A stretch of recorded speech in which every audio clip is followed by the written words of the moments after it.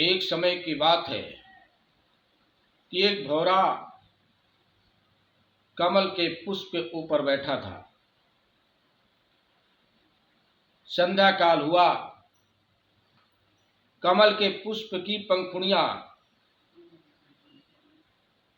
बंद हो गईं और भौरा भी उसके अंदर बंद हो गया। अब वो भौरा पूरी रात्रि सोचता है कि मैं इस पुष्प के अंदर कैद हो चुका हूं। फिर संतोष कर लेता है कि कोई बात नहीं, ये पुष्प सुबह प्रातः होते ही अपनी पंखुड़ियां खोल देगा और मैं इस कैद से मुक्त होकर के निकल जाऊंगा। सुबह प्रातः काल होने वाला ही था।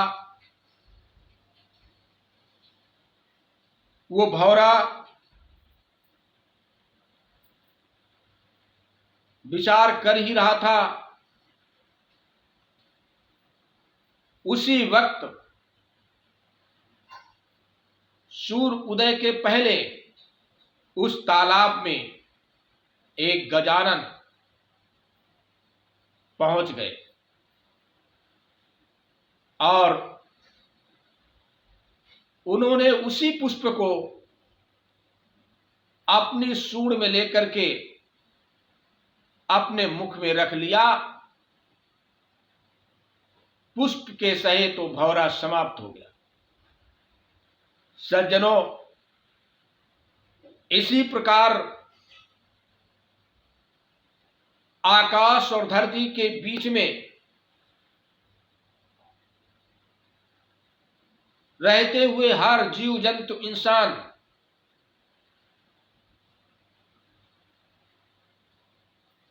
कैद है। जैसे कमल के पुष्प में भौरा कैद हो चुका था और वो इंसान इस धरती पर कल्पनाओं में जीता है।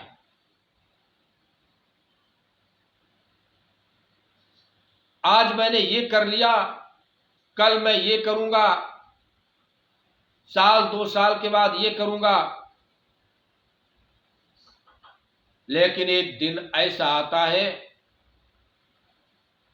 कि काल रूप गजानन अचानक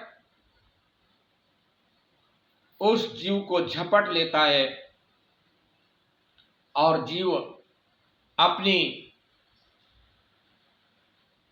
कल्पनाओं के सहित समाप्त हो जाता है। यही जीवन का रहस्य है। इसलिए हर प्राणी को प्रभु के चरणों में, प्रभु की भक्ति में अपने मन को अनवरत जोड़ करके रखना चाहिए। पता नहीं कब काल के गाल में वो प्राणी समा जाए। और कहा भी है कि क्षण भंगुर जीवन की कलिका, कल प्रात को जाने खिली न खिली। मलया गिर शीतल मंद सुगंध, समीर चली न चली।